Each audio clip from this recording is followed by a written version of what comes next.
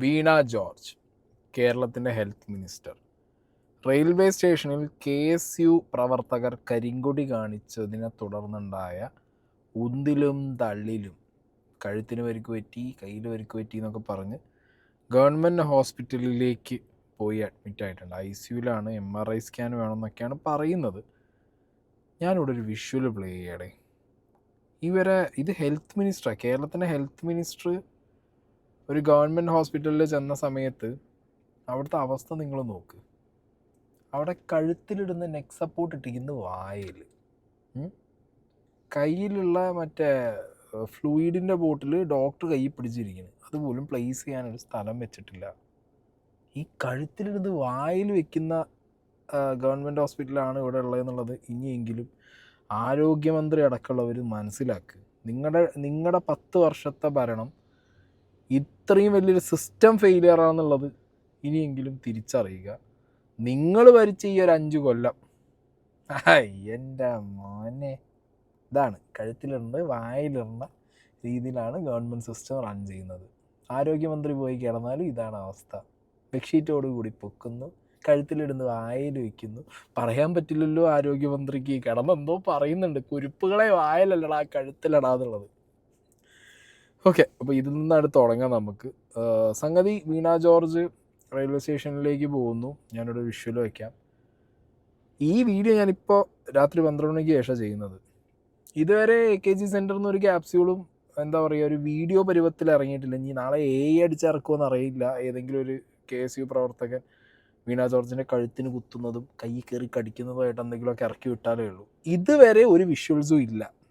Okay, അതായത് ഈ പ്രവർത്തകർ ഇവരെ പോയി അടിച്ച് കുത്തി ഇടിച്ച് താഴെടുന്നത്, പോലീസുകാർ ഇവരെ പ്രൊട്ടക്റ്റ് ചെയ്യാൻ വേണ്ടിയിട്ട് ഇവർക്ക് ചുറ്റും വന്നപ്പോൾ പോലീസുകാരെയും എന്താ പറയുക ഇടിച്ചു മാറ്റി വീണ ജോർജ് മന്ത്രി ആരാ വാടാ എന്ന് പറഞ്ഞ് പോയപ്പോഴാണ് ഈ വിഷയം ഉണ്ടായിട്ടുള്ളത്.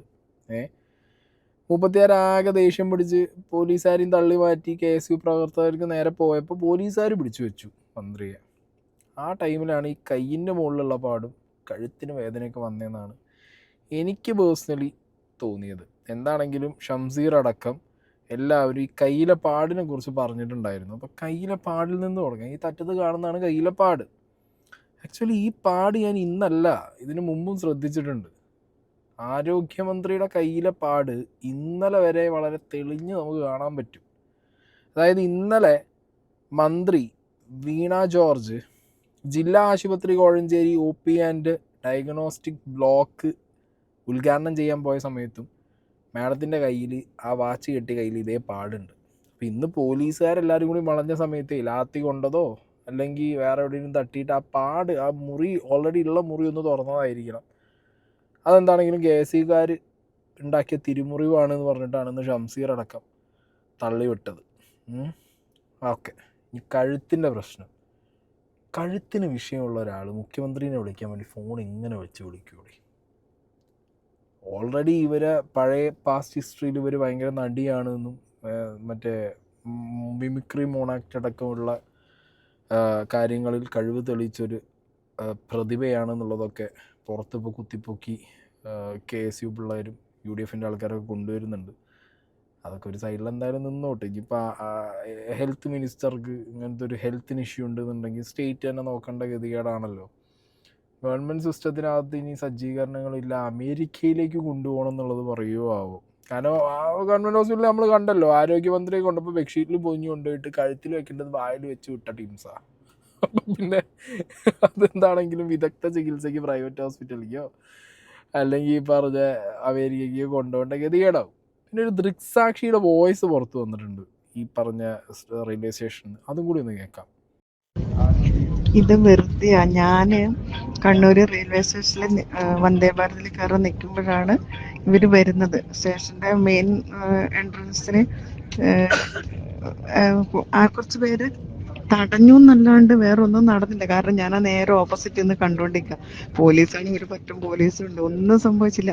അവരത് എന്നിട്ട് നടന്ന് സ്റ്റെപ്പ് കയറി 3ാമത്തെ പ്ലാറ്റ്ഫോമിൽ വന്ന് 10 മിനിറ്റ് കഴിഞ്ഞപ്പോഴാണ് വീൽ ചെയർ എടുക്കുക, അവർക്ക് കഴുത്തുവേദന ഉണ്ട് എന്ന് പറഞ്ഞിട്ട് വീൽ ചെയർ വന്നില്ല, മറ്റൊരു വേറെ വണ്ടി വന്നു. ആദ്യം വീൽ ചെയർ പോലീസുകാർ എടുത്തോണ്ട് വന്നു, അത് കഴിഞ്ഞിട്ട് മറ്റേ വണ്ടി വന്ന് അതിൽ കയറ്റിക്കൊണ്ട് പോയി. അവിടെ വേറെ ഒന്നും നടന്നില്ല. പെട്ടെന്ന് വന്നപ്പം പെട്ടെന്ന് ജൈവിളി കേട്ടപ്പോ എല്ലാരും പേടിച്ചു പോയി എന്നല്ലാണ്ട് വേറൊന്നും അവിടെ ഉണ്ടായില്ല. ചുമ്മാണ് കരിങ്കൊടി കാണിച്ചു, അവര് സിന്താവ വിളിച്ചു എന്നുള്ളത് സത്യമാണ്. രാജിവെക്കണം എന്നും പറഞ്ഞ് എല്ലാം കൂടി ഒരു 2-3 മിനിറ്റ് പോലും ഉണ്ടായില്ല. അതിനിടയ്ക്ക് മീഡിയക്കാരും കുന്തവും കൊടച്ചക്കറും ഒരു 50 പോലീസും. എന്നിട്ട് ഈ പെണ്ണുങ്ങൾ നടന്ന് സ്റ്റെപ്പ് കയറി 3ാമത്തെ പ്ലാറ്റ്ഫോമിൽ വന്ന് വന്ദേ ഭാരതിന് അവർക്ക് C4 ആയിരുന്നു. അവിടെ വന്ന്, അതായത് ഞാൻ C9 ആയിരുന്നു, അവര് C4 ആയിരുന്നു. അവിടെ വന്ന് ഇരിക്കുന്നൊക്കെ കണ്ടതാ. ഒരു കുഴപ്പമില്ലാണ്. എന്തൊരു അഭിനയ ദൈവമേ. ആക്ടിങ് അമ്പട കള്ളത്തി. അപ്പോൾ സംഗതി ഇങ്ങനെ പോട്ടെ. ഇനിയിപ്പോൾ നാളെ ഞാൻ പറഞ്ഞല്ലോ AKG സെൻറ്ററിൽ നിന്ന് ആർട്ടിഫിഷ്യൽ ഇൻ്റലിജൻസ്, കമ്മ്യൂണിസ്റ്റ് ഇൻ്റലിജൻസ് എന്തെങ്കിലുമൊക്കെ വീഡിയോസ് വിഷ്വൽസൊക്കെ പുറത്ത് വിടുകയാണെങ്കിൽ നിങ്ങളൊന്ന് പുറത്ത് വിടുക, ഒന്ന് കാണാമല്ലോ എവിടുന്നാണോ ആരാണ് KSUവിലെ ഏത് പ്രവർത്തകനാണ് ഈ കഴുത്തിനിട്ട് കുത്തി കൈയിനിട്ട് കടിച്ചതെന്നുള്ളത്. എന്തായാലും കടിയുടെ പാടും കഴുത്തിൻ്റെ ഈ പറഞ്ഞ ക്ഷതമൊക്കെ ഇങ്ങനെ വന്നു എന്നറിയാൻ കേരളം പണ്ടൊരു AKG സെൻറ്ററിൻ്റെ മുന്നിൽ ഒരു ബോംബ് പൊട്ടിയില്ലോ, അതുപോലെ കാത്തിരിക്കുകയാണ് ആരാണിത് ചെയ്തതെന്നുള്ളത് അറിയാൻ വേണ്ടിയിട്ട്.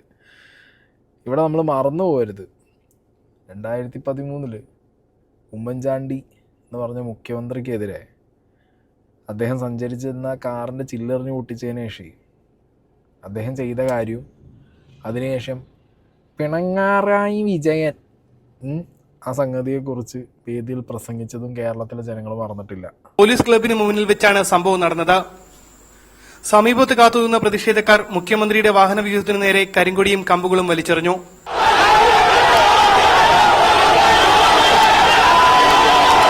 കല്ലേറുമുണ്ടായി. കല്ലേറിൽ കാറിന്റെ ചില്ലു തകർന്നു. പൊട്ടിയ ചില്ലുകൊണ്ടാണ് മുഖ്യമന്ത്രിക്ക് പരിക്കേറ്റത്. നെറ്റിയിൽ മുറിവ് പറ്റിയ മുഖ്യമന്ത്രി പക്ഷേ പ്രാഥമിക ചികിത്സ പോലും തേടാതെയാണ് പോലീസ് കായികമേളയുടെ സമാപന ചടങ്ങിൽ പങ്കെടുത്തത്. 1 മണിക്കൂർ നീണ്ട ചടങ്ങിനു ശേഷം ഡോക്ടർമാർ എത്തി പ്രാഥമിക ചികിത്സ നൽകി. തൊലിക്കട്ടിയെ പറ്റി ഞങ്ങളൊക്കെ പണ്ട് പറഞ്ഞിട്ടുണ്ട്. പക്ഷെ നെഞ്ചിന് ഇത്ര വലിയ ഈ ലോഹക്കൂടുണ്ട് എന്ന് ഞങ്ങളാരും ഇതേവരെ മനസ്സിലാക്കിയിട്ടില്ല. അതിപ്പോ ഉമ്മൻചാണ്ടി പറഞ്ഞപ്പോഴാണ് മനസ്സിലായത്. കല്ലിങ്ങനെ വന്നാൽ ഇവിടെ കൊണ്ടാൽ ഠിം ജെല്ലി തെറിച്ച് അടുത്ത ഗ്ലാസ് പൊട്ടത്തക്ക രീതിയിലുള്ള ഒരു ലോഹക്കൂടാണ് ഇവിടെ ഉള്ളത് എന്ന് ഞങ്ങളാരും മനസ്സിലാക്കിയിരുന്നില്ല.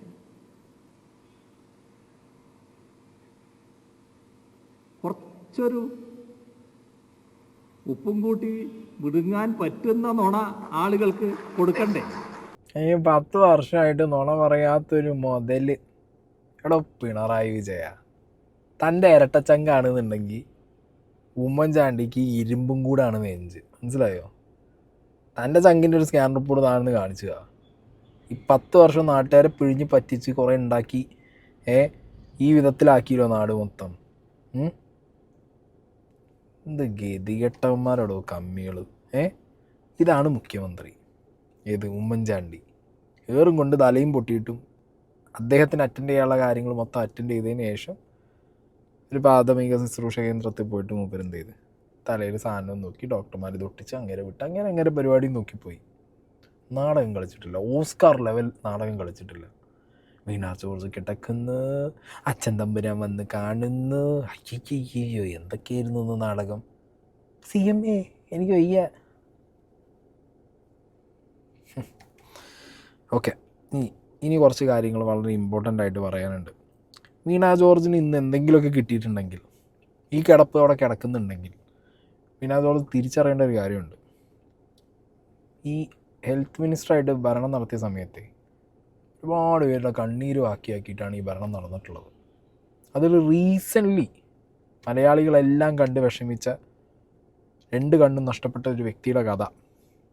ഇത് വീണ ജോർജ് ഒന്ന് സമയം കിട്ടുകയാണെങ്കിൽ, എന്തായാലും ഹോസ്പിറ്റലിൽ ഇനി വെറുതെ കിടക്കുകയാണ്, ചോദ്യങ്ങൾക്ക് ഉത്തരം പറയേണ്ട ആവശ്യമില്ലല്ലോ. കത്രികയ്ക്ക് ഉത്തരം പറയേണ്ട കാര്യമില്ലാത്തതുകൊണ്ട്, അല്ലെങ്കിൽ അത് ഉത്തരം പറയണമെന്ന് പേടിച്ചിട്ട് കഴുത്ത് പോയേ കൈ പോയേ എന്നുള്ള ഈ നാടകമായിട്ട് അവിടെ കിടക്കുമ്പോൾ വീണ ജോർജ് മാഡം ഈ പയ്യന് സംഭവിച്ച കഥയൊന്ന് കേൾക്ക്. ആത്മഹത്യ കൊള്ളാമെന്നുണ്ട്. ഞാൻ അടിച്ചു പൊളിച്ച മര്യാദയ്ക്ക് ഡെയിലി പണിക്ക് പോകണമെന്ന് ചക്കനായിരുന്നു. വീട്ടിലിരുന്നിട്ട് ഞാൻ പിടിച്ചു തുടങ്ങി.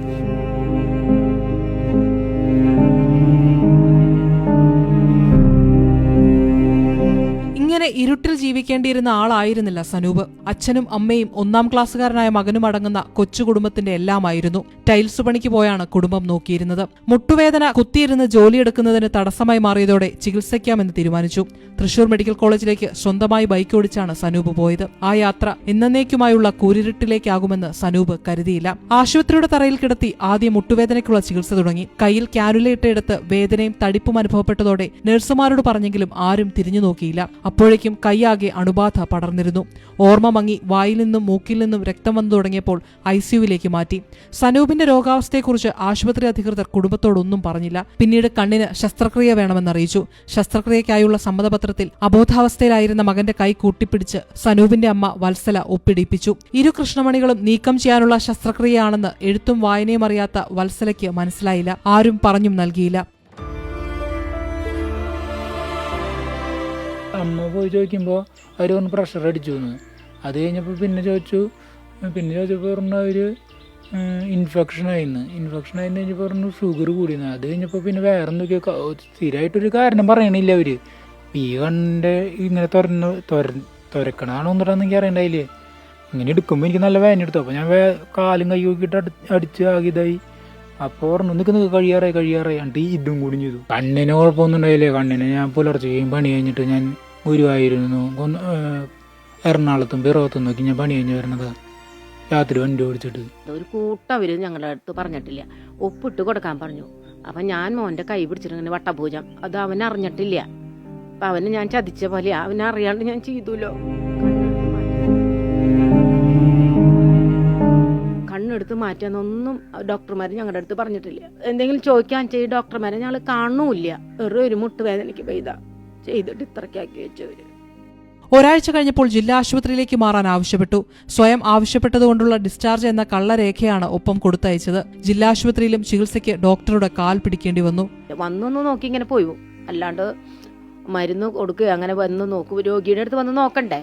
1500 രൂപ ഞാൻ കൊടുത്തപ്പോൾ പ്രവീൺ ഡോക്ടർ നോക്കി തുടങ്ങി.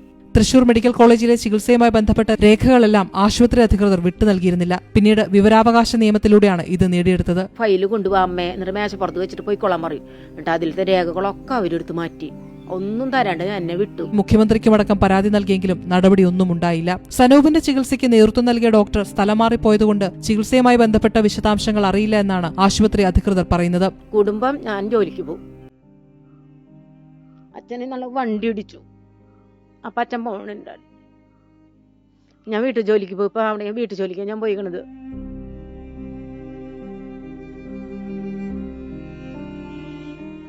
നീതി തേടി ഇനി എവിടെ പോകണമെന്ന് പോലും അറിയാതെ ഒരു കുടുംബമാകെ ഇരുട്ടിൽ കഴിയുകയാണ്. വീണ ജോർജ് മിനിസ്റ്റർ ഇപ്പം ഈ കിടത്തം കിടക്കുന്നുണ്ടെന്നുണ്ടെങ്കിൽ ഇപ്പം ഈ കിടത്തേ കിടന്നിട്ടുള്ളൂ എന്നുള്ളത് ആലോചിച്ച് ആശ്വസിക്കുക.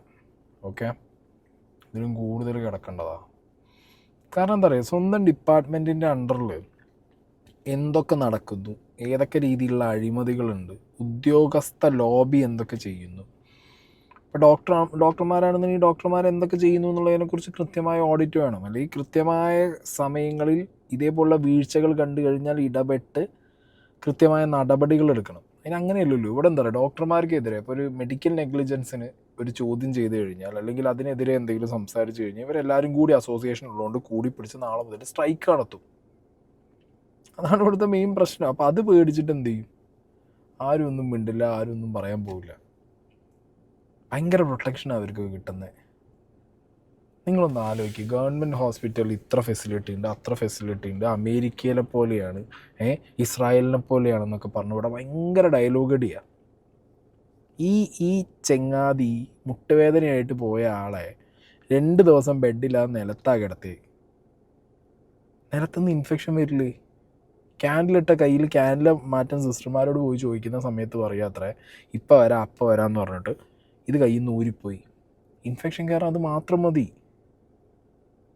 ഇനി എനിക്ക് വേറെയും സംശയമുണ്ട് കേട്ടോ. അതൊരു ഇൻഫെക്ഷൻ 1-2 ദിവസം കൊണ്ട് കയറി കണ്ണിനെ ബാധിച്ചതാണോ 2 കണ്ണിനെയും ബാധിച്ചതാണോ, അതോ ഇനി വല്ല അവയവ മാഫിയയുടെ ഭാഗമായിട്ട് ഇത് ഈ അന്നുണ്ടായിരുന്ന ഇതൊരു ഡോക്ടറെ പേര് പറയുന്നുണ്ട് ഇവർ, ചെങ്ങായി ഇത് എടുത്തെടുത്ത് വേറെ ആർക്കെങ്കിലും എടുത്ത് കൊടുത്തതാണോ എന്ന് പറയാൻ പാടില്ല. കൃത്യമായ അന്വേഷണം വേണം അതിനകത്ത്, വളരെ കൃത്യമായ അന്വേഷണം വേണം.